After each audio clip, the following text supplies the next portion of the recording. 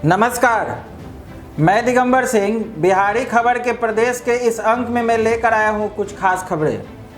Trump और Biden के बीच 3 में से पहली डिबेट में परस्पर तीखे प्रहार। पाकिस्तान में मोटरवे गैंग रेप पीड़िता बयान देने को तैयार। दुरंड रेखा पर पश्तूनों ने बढ़े हुए कस्टम शुल्क का किया विरोध। श्रीलंका दौरा स्थगित होने के बाद घरेलू क्रिकेट खेलना चाहते हैं मोमिनुल हक। अब खबरें विस्तार से। अमेरिका में राष्ट्रपति चुनाव 2020 से पूर्व रिपब्लिकन डोनाल्ड ट्रंप और डेमोक्रेट पूर्व उपराष्ट्रपति जोइन बाइडेन के बीच 90 मिनट की पहली प्रेसिडेंशियल डिबेट में घरेलू मुद्दों में मुख्यतः कोविड से 2 लाख अमेरिकी नागरिकों की मृत्यु, घरेलू हिंसा, black live matter, health insurance और बेरोजगारी सहित सुप्रीम कोर्ट न्यायमूर्ति एमी कोने बैरेट की नियुक्ति को लेकर ताबड़तोड़ परस्पर तीखे प्रहार किए गए हैं। प्रेसिडेंशियल चुनाव से पूर्व यह पहली ऐसी डिबेट थी जिसमें दोनों ही उम्मीदवारों ने शारीरिक दूरी का ख्याल रखते हुए परस्पर हाथ नहीं मिलाए। इस डिबेट को अमेरिका में ही नहीं, दुनिया के करोड़ों लोगों ने देखा। अमेरिकी मीडिया में जानकारों की इस डिबेट के प्रति आम धारणा सम्मानजनक नहीं थी। इस डिबेट में डोनाल्ड ट्रंप आक्रामक रहे तो दोनों ने एक दूसरे पर पारिवारिक रिश्तों पर कटाक्ष किए। ट्रंप ने कहा कि उन्हें अपने कामों के आधार पर व्हाइट हाउस में 4 साल और चाहिए, जबकि बाइडेन ने कहा कि ट्रंप को 4 साल और दिए जाएगा तो अर्थ के देश को आर्थिक दृष्टि से कमजोर करना होगा। नस्लीय भेदभाव से देश को 2 भागों में विभाजित करना और देश को घंघोर संकट की ओर ले जाना होगा। बाइडेन ने ट्रंप को नस्लीय बताया तो ट्रंप ने कहा कि बाइडेन ने 47 वर्षों तक सीनेटर और उपराष्ट्रपति पद के रूप में रहते हुए कोई बड़ा काम नहीं किया। ट्रंप ने 2016 और 17 में केवल $750 फेडरल आयकर जमा कराए जाने के आरोप को भी बेबुनियाद बताया। उन्होंने कहा कि उन्होंने लाखों डॉलर के कर जमा कराए हैं। प्रेसिडेंशियल इलेक्शन कमीशन की ओर से नियुक्ति क्रिस वेलेस ने ट्रंप और बाइडेन दोनों से सवालों के जवाब देने के लिए 2-2 मिनट का समय दिया।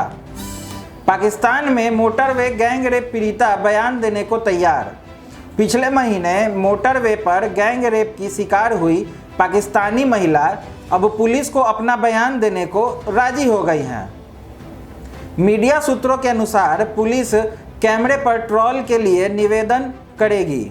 पीड़ित ने ओकारा जिले के देपलपुर से गिरफ्तार एक संदिग्ध शफकत अली को पहचान लिया है। हालांकि इसके पहले पीड़ित ने पुलिस को अपना बयान देने से इनकार कर दिया था। इसी केस में पिछले दिनों पाकिस्तान के पुलिस अफसर उमर शेख ने अपने बयान से विवाद पैदा कर दिया था, जिसमें उन्होंने लाहौर सियालकोट मोटरवे पर गैंग रेप होने पर पीड़िता की गलती बताई थी। मानव अधिकार पैनल के जजों के सामने उन्होंने कहा था कि महिला ने देर रात बिना अपने पति के इजाज़त के यात्रा की, जिसके कारण यह घटना हुई।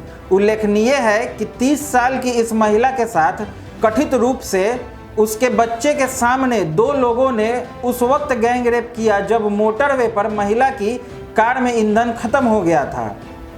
इस घटना के बाद देश भर में लोग आक्रोशित हुए और देशव्यापी विरोध प्रदर्शन शुरू हो गए थे। दुरंड रेखा पर पश्तूनों ने बढ़े हुए कस्टम शुल्क का किया विरोध। पाकिस्तान में पश्तूनों ने बढ़े हुए कस्टम शुल्क पर लेकर पाकिस्तान सरकार के खिलाफ दुरंड रेखा के अंकुर अंडा क्रॉसिंग पर विरोध प्रदर्शन किया तथा आरोप लगाया कि पाकिस्तान सरकार उनका शोषण कर रही है। रिपोर्ट के अनुसार पश्तूनों का विरोध प्रदर्शन खैबर पख्तूनख्वा प्रांत के दक्षिणी वजीरिस्तान जिले में 25 सितंबर से चल रहा है।